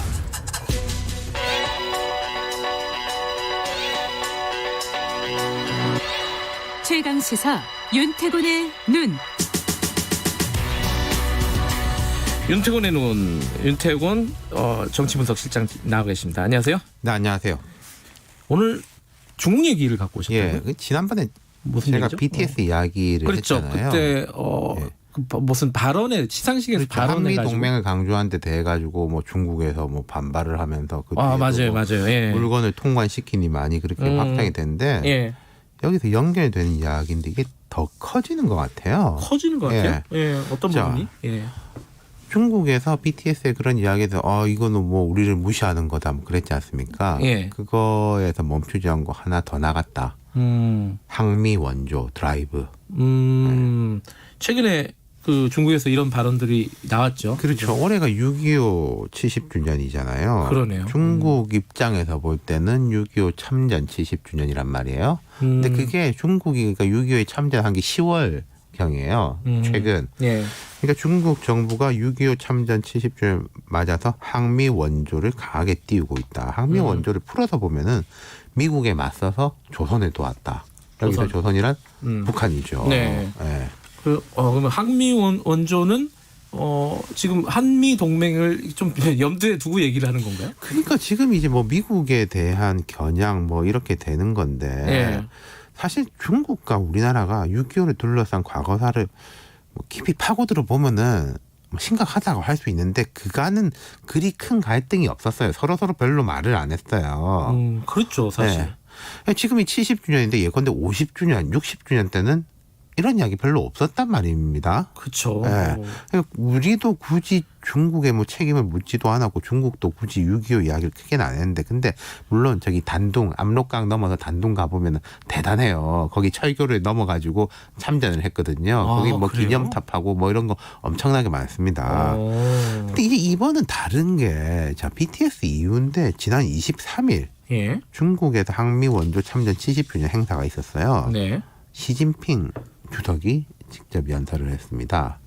뭐 여러 가지 이야기를 했는데 중국 인민지원군들이 조국과 인민 평화를 위해 귀중한 생명을 내어줬다. 중국 인민은 침략자를 때려눕히고 전 세계를 경천동지하게 했다. 그러면서 그 뒷부분이 우리로선 받아들이기 어려운 건데 1950년 6월 25일 조선 내전이 발발했고 미국은 냉전적 사고를 바탕으로 내전에 무력 개입하기로 했다. 위대한 항미 원조 전쟁은 제국주의 침략에 저항하고 중국의 안보를 수호하며 한반도 정세를 안정시키기 위한 것이었다. 그러니까 6.25는 내전이다. 내전이라는 것은 국제법적으로 볼 때는 그 상호간의 정당성이 없는 거예요. 서로 말하자면 형제 간의 집안 다툼을 한다. 예. 뭐 이런 식이고 그런 내전인데 미국이 참전해서 제국주의적인 전쟁이 됐고 중국은 그걸 저지했다. 이 자기들끼리 뭐 이렇게 조금씩 이야기하는 건 있었는데 이런 식으로 대놓고 한 적은 거의 드물었는데 이랬다. 그리고 북한 김정은 위원장은 또 북한에 있는 중국 지원군 묘역, 우리로 치면 뭐 유엔 묘지 이런 거 있지 않습니까? 참배해서 혈맹, 항미 원조 강조하고 거기 이제 모안령이라고 모택동 장남이 그 전사에서 묻혀 있거든요. 거기 참배를 하고 그리고 한국에서 뭐 활동했거나 활동했던 중국계 아이돌들도 SNS 항미 원조 그렇더라고요. 네, 그것도 신기하더라고요. 올리고 왜 연예인들이 갑자기 항미 그러니까 원조를 우리 얘기하는지. 입장에서는 네. 뭐 이게 대로주고 말도 받는 것도 아니고 대로준 것도 없어요. 그 BTS가 중국에 대해서 뭐라고 한 게 아니라 그러니까요. 한국과 미국이 네. 그 70년 전에 6.25 때 많은 남성과 여성들이 고통을 겪었다. 뭐 이런 정도의 이야기였단 말이에요. 자, 그럼 중국이 이러니까 그럼 우리는 어떻게 해야 되느냐. 국감장에서 장관들의 이야기가 조금 있었어요. 서우 국방부 장관은 6.25는 명백한 남침이고 스탈린과 마오쩌둥의 사주를 받아서 남침한 것이다. 강경화 장관도 남침은 부인할 수 없는 역사적 사실이다. 중국에 대해 우리 입장을 분명히 전달하고 필요한 조치를 취하고 있다. 근데 늦었다는 지적들이 좀 있습니다. 늦었어요? 네, 통일부 장관이 23일 이 발언 직후에 무슨 입장이냐라고 하니까 장관이 이런 입장을 밝히는 것은 외교 관례에 맞지 않는다. 코멘트를 하지 않았고 젊은 층에서 반발이 많이 커요. 그래요? 그러니까 뭐 형평성 문제.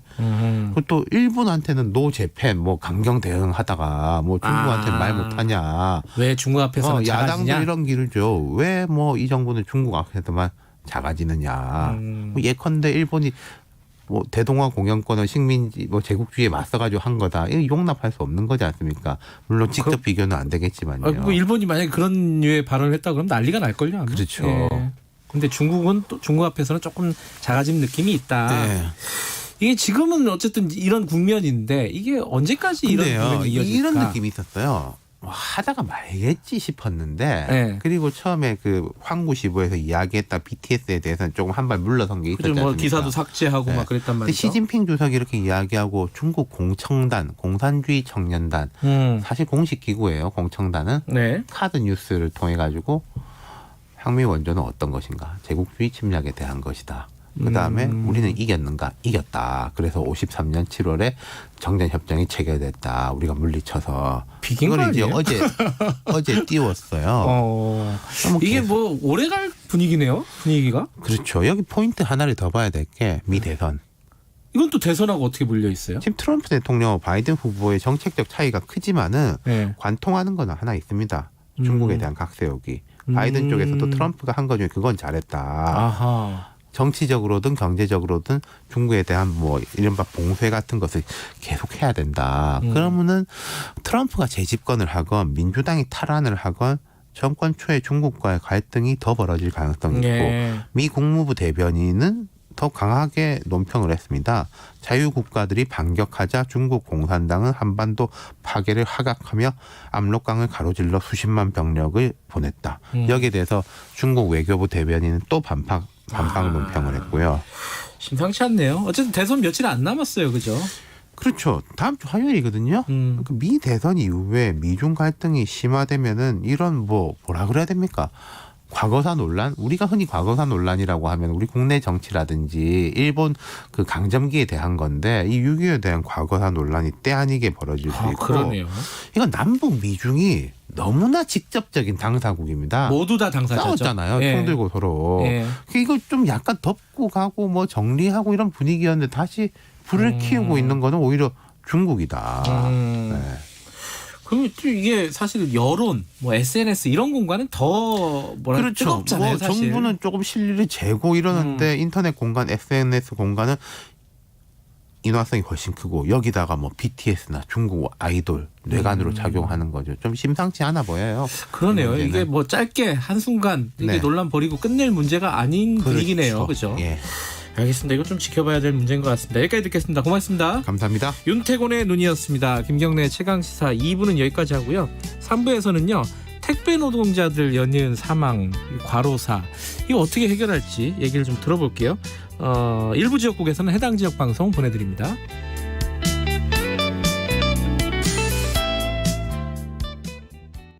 걱정이네. 정년은 코앞인데 애들 뒷바라지는 한창이고 무엇보다 앞으로도 계속 일을 하고 싶은데 말이야. 김 부장, 자네 아직 몰라? 올해부터 정년이 지나도 계속 고용할 수 있도록 기업에 지원금도 주고 퇴직 예정자에 대한 재취업 지원 서비스도 제도화됐잖아. 그래? 그뿐인가 어디? 새로운 인생 산모작을 미리미리 준비할 수 있게 도와주는 생애 경력 설계 서비스도 대폭 확대된다고. 너무 걱정하지 말고 우선 전문기관인 중장년 일자리 희망센터에 가서 도움부터 받아보세. 네, 열정 있는 신중년, 새로운 인생 2막을 위해 지금 가슴 뛰는 삶을 준비해보면 어떨까요? 이 캠페인은 고용노동부와 노사발전재단, 중장년 일자리 희망센터가 함께합니다. 사이다 가슴이 뻥 뚫린다 사이다 갈증이 사라진다 사이다 오태훈 시사본부 다 사이다 가슴이 뻥 뚫린다 사이다 갈증이 사라진다 사이다 꽉 막힌 시사 이슈 사이다처럼 시원하게 뚫어드립니다. 매일 낮 12시 20분 오태훈의 시사본부. 가을, 당신 생각을 펴놓은 채 잠이 들었습니다. 어렵고 힘들 때 또 이 시인이 우리가 못 보던 걸, 못 느끼던 감정을 또 톡 건드려주거든요. 그래서 참 귀한 것 같습니다. 한민록은. 코로나 시대 시사 매일 오후 5시 5분 주진우 라이브. 지금 시각은 8시 30분입니다. KBS.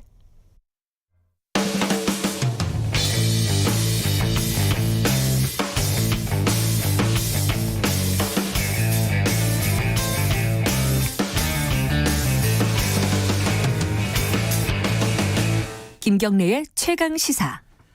네, 김경래의 최강 시사 3부 시작하겠습니다. 택배 얘기 좀 해보죠. 택배를 얼마나 한 번씩 시키세요? 그 통계를 보니까요.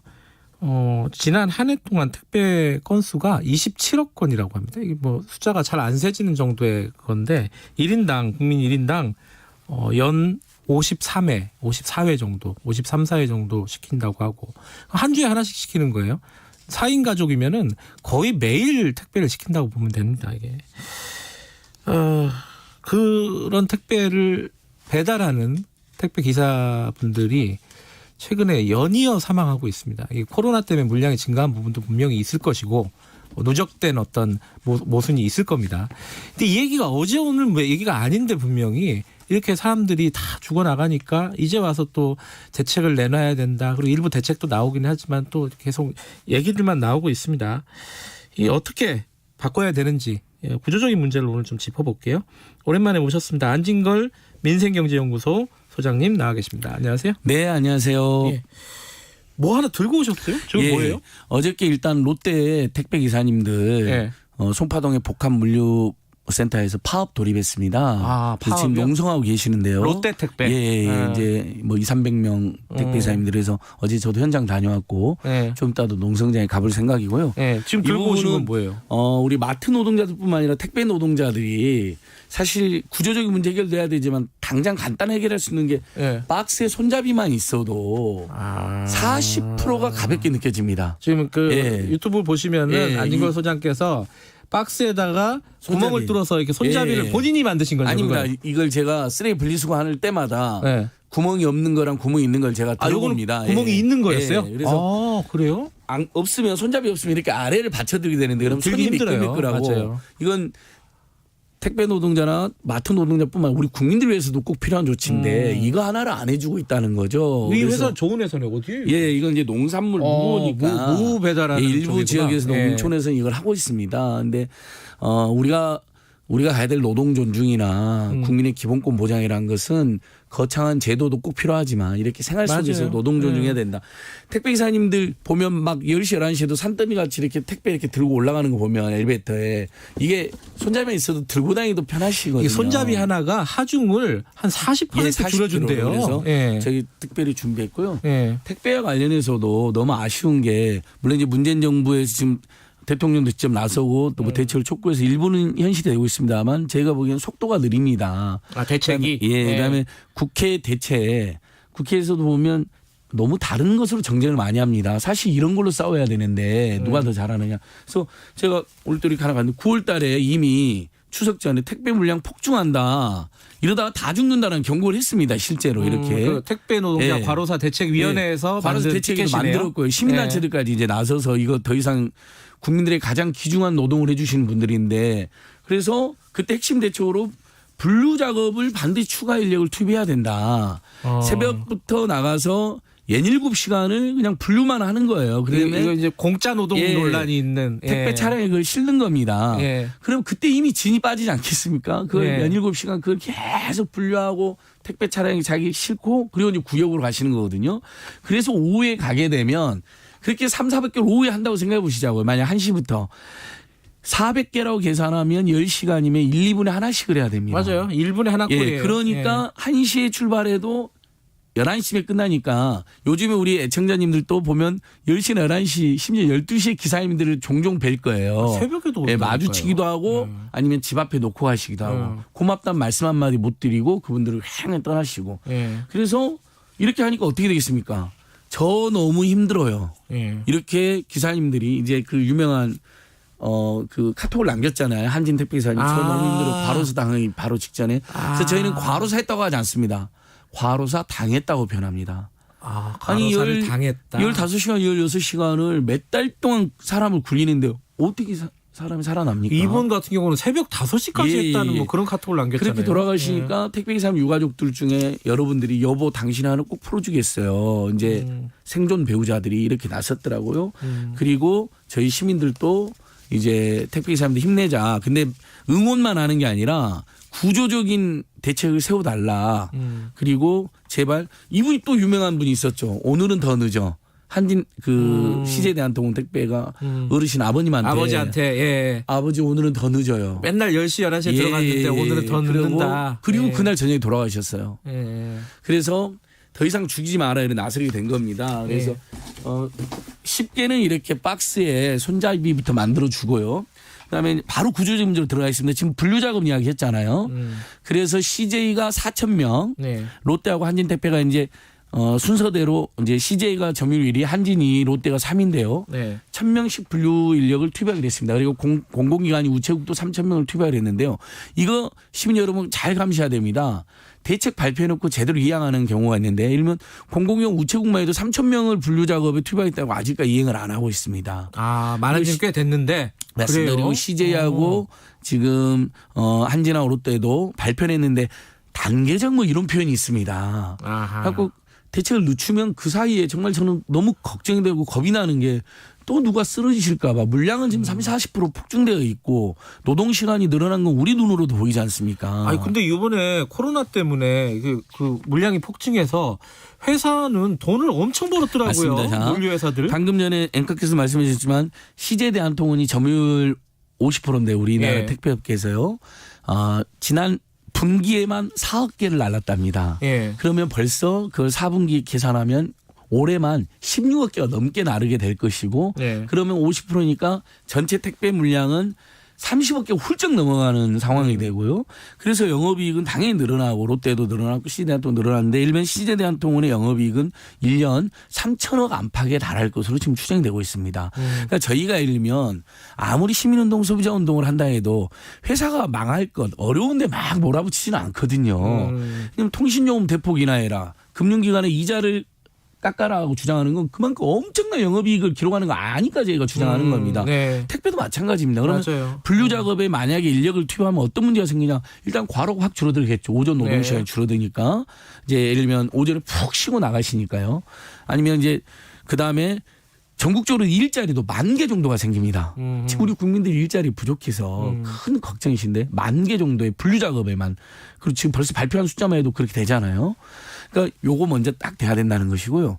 그러면 이제 두 번째 구조적 문제. 그럼 1시부터 밤 11시까지 10시간 동안 또는 12시까지 12시간 동안 분류 작업 안 한다 해도 그럼 11시간 12시간까지 막 1, 2분에 하나씩 나르는 건 괜찮냐라는 문제 제기가 있을 수 있잖아요. 400개씩 나르는 건데 안팎으로. 근데 400개를 나른다 해서요. 그럼 택배 기사님들 얼마를 버느냐 이게 굉장히 많이들 궁금해하세요. 실제 800원밖에 받질 않으십니다. 그러면 400개로 700원을 해도 하루에 28만 원일 것이고요. 그다음에 그걸 20일로 해도 한 500만 원 되니까 조금 먹고 살아 이럴 수 있는데 한 달에 이분들은 다 자영업자잖아요. 4대 보험도 안 되죠. 퇴직금도 없고 자 차량 구입해야 되죠. 할부 비용 내야 되죠. 차량 유지 비용 기름값 내야 되죠. 그다음에 밥도 본인들이 다 사서 드셔야 되죠. 온갖 장비도 있어야 되죠. 그러니까 한 달에 실제 그 돈이 한 150, 200만 원 안팎이나 됩니다. 그러면 500을 택배 수를 받아도 이 300밖에 못 버니까 그냥 노동 시간에 비하면 최저임금 정도밖에 안 되잖아요. 장시간 노동했으니까. 더군다나 대리점한테 또 떼는 게 있잖아요. 그게. 그래서 이제 중요한 말씀해 주셨습니다. 그래서 그러면 결국은 근본적으로 과로사 문제 해결되고 이분들이 저녁 있는 삶이 되려면 택배 단가가 올라가야 되는데 그럼 소비자들이 요금을 인상해야 되는 문제가 되면 약간 또 논의가 복잡해지잖아요. 제가 연구를 해봤습니다. 택배연대 노조랑요. 자 지금 우리가 보통 2,500원, 3,000원 내잖아요. 그렇죠. 택배 우리 배송 비용으로. 그럼 그게 어디로 가느냐. 먼저 그 화주라 그러죠. 대형 뭐 온라인 쇼핑센터라든지 이런 분들이 백마진으로 750원을 떼간다고 정부 발표가 정식으로 있었습니다. 아 그러니까 물건을 파는 사람들이 파는 사람이 택배 비용을 떼가요? 일부 자기들이 가져갑니다. 이게 백마진이라고 해서 아주 고질적 악습인데요. 벌써 거기서 750원 정도가 빠져나가니까 그건 너무 나머지 불합리한데? 자 그러면 이제 기사님들이 750 받는다고 하면 1,500원이고 나머지 1,000원에서 대리점이 10% 20% 나머지를 또 본청이 가져갑니다. 그래서 대리점이 10에서 20%면 250에서 500원 본청이 500에서 750원에 이렇게 나눠가지는 구조로 되어 있으니까 자 기사님들이 지금 어떻게 이야기하냐면요. 만약에 우리가 지금 750원을 받고 있지만 150원만 올라가도 물량을 20% 정도를 줄일 수가 있다. 그러면 그래도 200~300원 벌면서 또는 뭐 조금 더 발로 뛰면 300~400원 벌면서 노동시간을 줄일 수가 있다는 거죠. 그러면 그만큼 택배기사들은 그분들이 노동시간을 줄이게 되면 아까 분류작업에서 10,000명을 투입해야 되는 것처럼 택배기사님을 더 뽑아야 됩니다. 지금 전국의 택배기사님은 5만 명인데 실제로 지금 6만 명 정도로 향해 가고 있거든요. 택배 물량이 급증해서. 근데 어쨌든 이분들이 나는 저기 단가가 750원에서 한 900원 정도로 또는 1,000원 정도로 올라갔기 때문에 그 노동시간을 줄이겠다 하게 되면 그만큼 사람을 더 뽑아야 되잖아요. 물량 급증했으니까. 그러니까 또 두 번째 일자리가 생기는데 여기서 대리점들이 10% 20% 떼가는데 얼마나 고약한 구조로 되어 있냐면요. CJ 대한통운의 지금 택배 기사님들이 한 2만 명이 넘는 거로 지금 1위 회사니까. 근데 대리점만 2,000개 안팎인 거로 추정이 되고 있습니다. 너무 많죠. 중간에서 떼가는 게 너무 많구나. 그리고 그분들이 한 10명 안팎의 택배 기사님을 관리하는데요. 택배 기사님들이 이렇게 대규모로 모여 있으면 노동조합을 통해서 단체 행동할까 봐 잘게 쪼개놓은 겁니다. 추정컨대. 근데 당연히 그렇게 많은 대리점이 있으니까 이제 조금 이제 우리가 예전 봉건시 대표로는 마름 같은 분들이 많이 계시니까 그분들이 그 상황에서 일면 어떤 경우는 수를 10%만 받는 경우도 있지만 20%까지 바라보는 경우도 있고 갑질을 하는 경우도 있고 횡포를 저번에 사망하신 분 중에 한 분이 갑질 당했다는 이제 로젠 택배에서 이제 갑질 당했다. 심지어 대리점에서 갑질 당했다. 권리금까지 내게 만들었다. 그만두려고 하면 뭐 위약금도 내야 되는 상황에 사람 불러오지 않으면 못 그만두게 하고. 그 예전에 편의점 주님들이 너무 장사한 데서 문단 닫으려고 그랬는데 5년 계약하지 않았느냐 위약금 몇 천만 원 내라 해서 거기 잇따른 편의점 주들이 자살이 있어 저희가 그거에 대해서 엄청난 문제지 그분이 일부 개선됐거든요. 근데 자 그러면요 지금 여러 가지 문제들 말씀하셨는데 이게 뭐 택배 회사들 보고 잘해라 이럴 수는 없는 거잖아요. 지금 그것만 맞습니다. 믿고 기다릴 수는 없는 거고 어떤 게 법률적으로 좀 바뀌어야 되는 겁니까? 그래서 지금 어제도 이낙연 대표가 한진택배를 가가지고 결국은 민주당이 내놓은 대책은 집권 여당이니까 중요하잖아요. 분류 작업하고 배송 작업. 택배는 배송하는 거잖아요. 산더미쯤 쌓여있는 걸 분류하는 분들이 아니잖아요. 그걸 법으로 분리하겠다는 겁니다. 생활물류서비스법이 지금 정부도 찬성하는 법으로 국회에 제출돼 있습니다. 그 민주당의 을지로 위원장이었던 을을 지키는 을지로는 박홍근 의원 법안으로 정식 제출되는데 분류작업과 배송작업을 명확히 구별해서 기사님들이 분류작업으로 7시간을 진이 빠지지 않도록 그리고 아까 말씀 그러면 10,000개 정도 일자리가 생깁니다. 앞으로 택배산업이 더 커지면 비대면 시대에 일자리 더 늘어나는 거죠. 우리 국민들도 그러면 좋잖아요. 그다음에 두 번째 백마진을 받아간다 그랬잖아요. 그 화주들이 택배를 이렇게 제품을 만들어서 배달하고 상관없이 물건을 파는 사람들이 그 가져간다. 부분이 그 법에 또 금지하는 거로 되어 있습니다. 그래요? 그러면 만약에 뭐 750원에서 지금 그 대형 온라인 쇼핑센터라든지 이 제조사들의 항배는 뭐냐면 포장비 정도는 들어야 되는 거 아니냐 포장비. 이런 겁니다. 예. 근데 그것은 원래 판매가에 들어가야 되는 거지 택배비로 하면 안 되는 건데 일부 그걸 인정한다 해도 최소한의 뭐 비용만 인정한다 해도 포장비로 750원은 너무 과도합니다. 이건 정부 발표로 정확히는 770원을 떼가는 걸로 돼 있는데 2,500원에서 일면 그게 300원 이하로만 돼도 그러면 450원 정도가 기사님들한테 들어갈 수가 있잖아요. 만약에 대리점이 없어진다. 네. 그럼 기사님 들어가고 그러면 대리점이 없어지면 관리는 어떻게 하냐는 문제가 남잖아요. 네. 이 부분은 지금 전국의 편의점들을 보시면요. 일면 파리바게뜨 가맹점주협의회, 미스터 네. 피자 가맹점주협의회가 가맹본부 본사하고 협의하는 구조로 자리를 잡았습니다. 택배 기사님들이 협동조합을 만들어서 또는 노동조합을 만들어서 본사랑 직접 계약하고 관리도 하면 됩니다. 그러니까 중간에 대리점 하시는 분들한테는 죄송하지만 저기 장기주 중장기적으로는 그 구조가 없어지고 기사님들이 노동만큼 급여를 조금 더 받고 그러면 당연히 물량 축소를 감내할 거 아닙니까? 예. 지금 일부에서 물량을 축소한다는 기사님들 당장 반발이 나온 이유가 그걸 다 소화하면 과로사 당하지만 그 물량을 축소하면 굶어 죽겠다. 먹고 살기가 이 힘들다. 두 가지 딜레마에 빠져 계신 겁니다. 그래서 기업은 웃고 기사는 죽고라는 말까지 나와 있는 건데 그러려면 백마진 문제를 법으로 그래서 지금 생활물류서비스법 제정안에 보면 백마진을 금지하는 법도 들어가 있습니다. 그러면 지금 이제 안진걸 소장께서 말씀하시는 거는 택배비 자체를 올리지 않아도 그렇습니다. 해결할 수 있는 예. 부분들이 있다는 말씀이시네요. 지금 국민들이 어쨌든 이 코로나 시대에 다 소득도 어려운데 네네. 그런 상황에서 그래도 비대면 시대에 택배를 자주 이용하는데 비용이 올라가면 자주 이용하는 만큼 부담이 더 늘어납니다. 예. 근데 지금 제가 구조를 말씀드렸잖아요.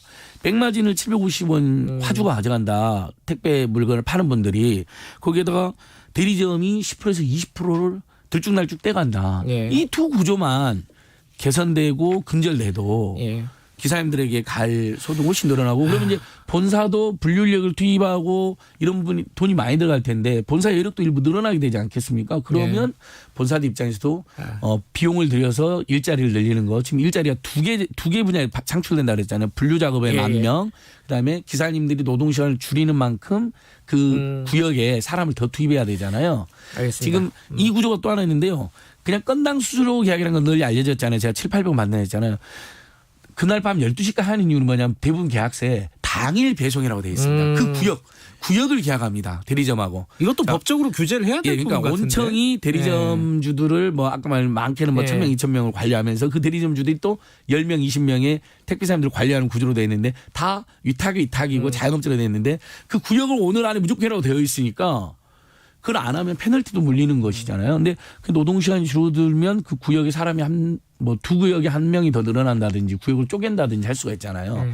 그러면 당연히 거기서도 일자리도 생기고 과로도 줄어드는 겁니다. 알겠습니다.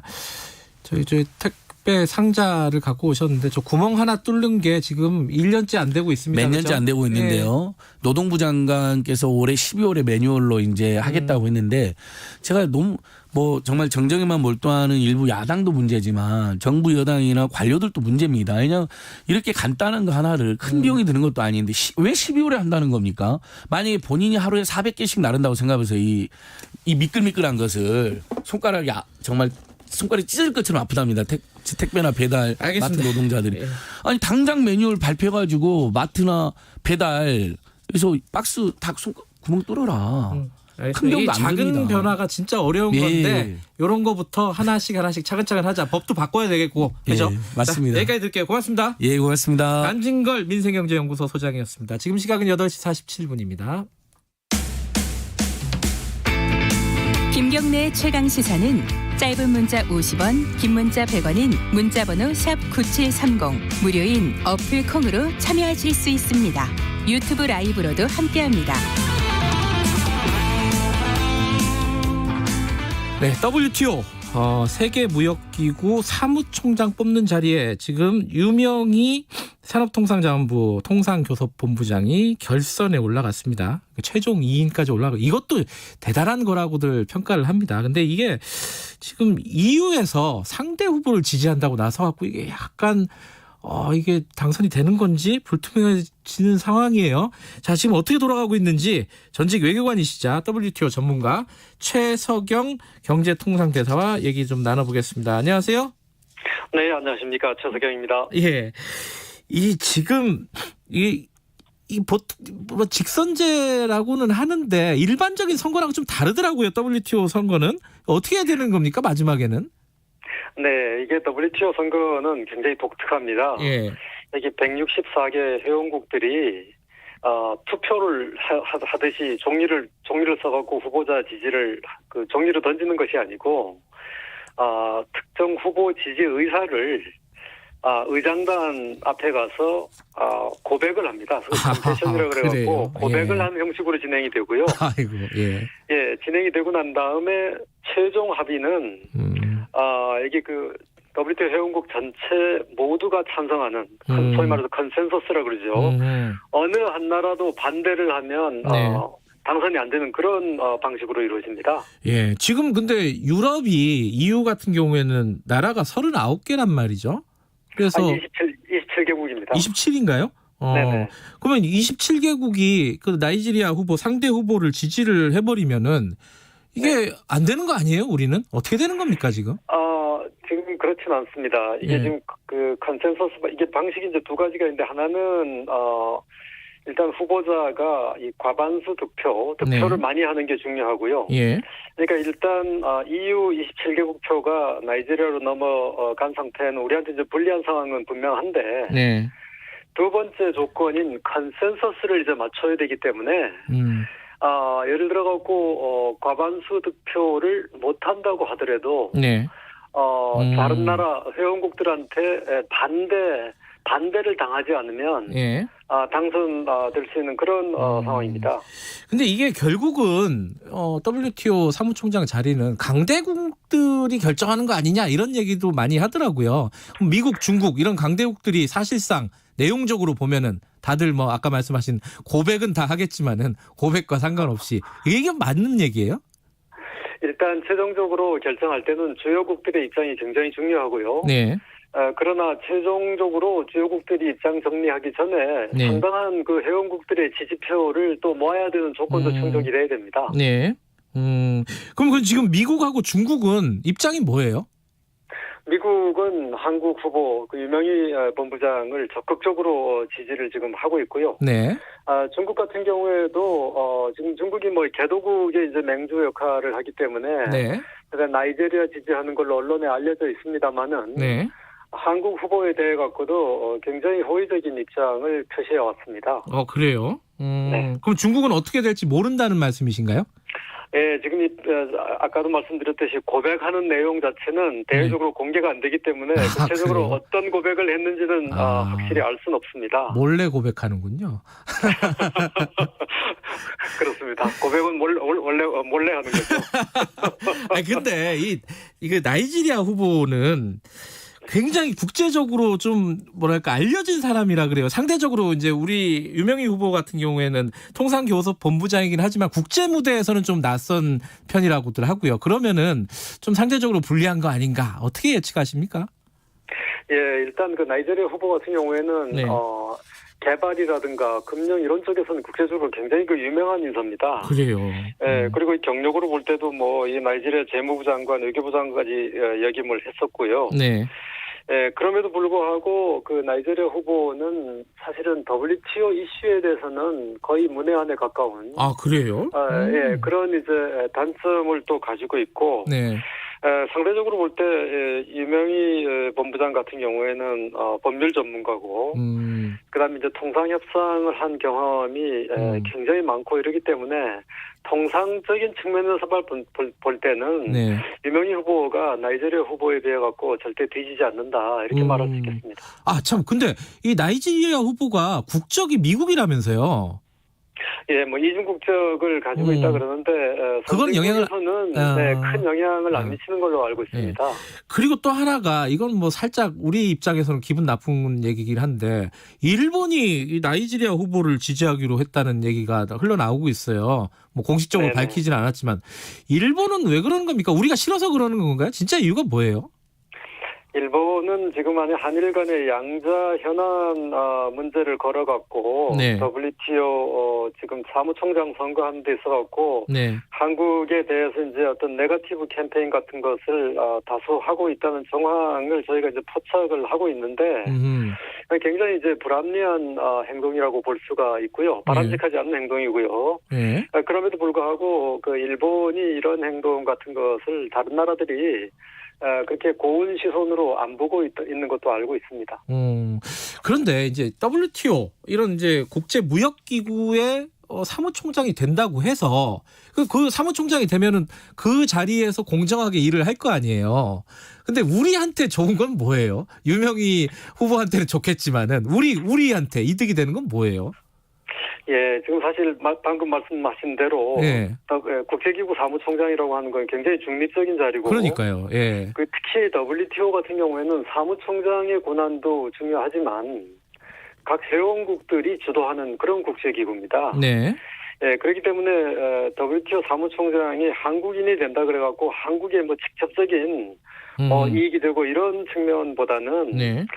한국인이 국제기구의 이제 수장이 된다고 하는 것은 네. 많은 통상하는 전문가들, 그 무역 전문가들한테 네. 큰 영감을 주지 않겠습니까? 예. 과거에 그 반기문 총장께서 그 유엔 사무총장을 역임을 해서 네. 많은 이제 국제관계 공부를 하는 그 학자들이나 네. 그다음에 이제 공무원들이나 이런 사람들이 국제기구 진출에 대한 그 열망이라든가 희망 같은 걸 많이 이제 가졌었거든요. 예. 유명희 본부장이 만약에 WTO 사무총장이 된다면 네.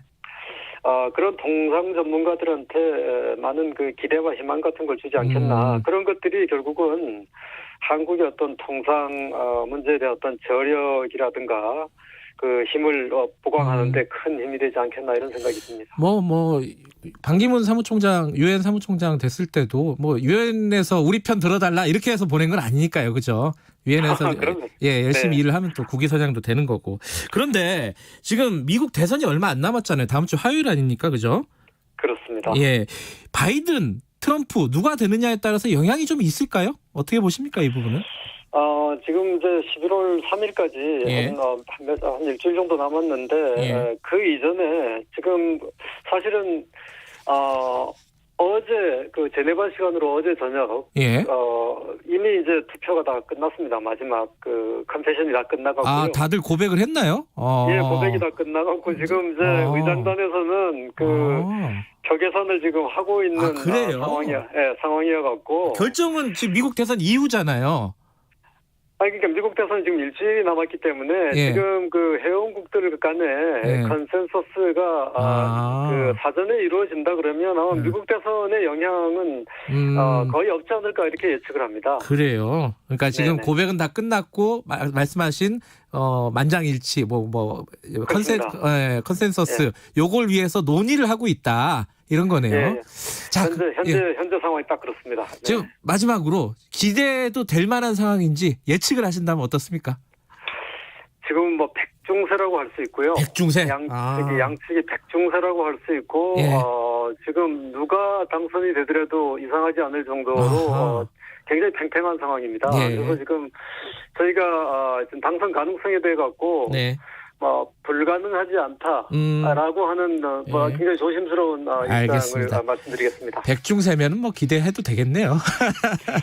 일단 기대하는 거는 좋은 거니까. 여기까지 듣겠습니다. 고맙습니다. 네, 감사합니다. 최석영 경제통상대사였습니다. 김경래 최강시사 오늘 여기까지 하고요. 내일 아침 7시 20분에 다시 돌아오겠습니다.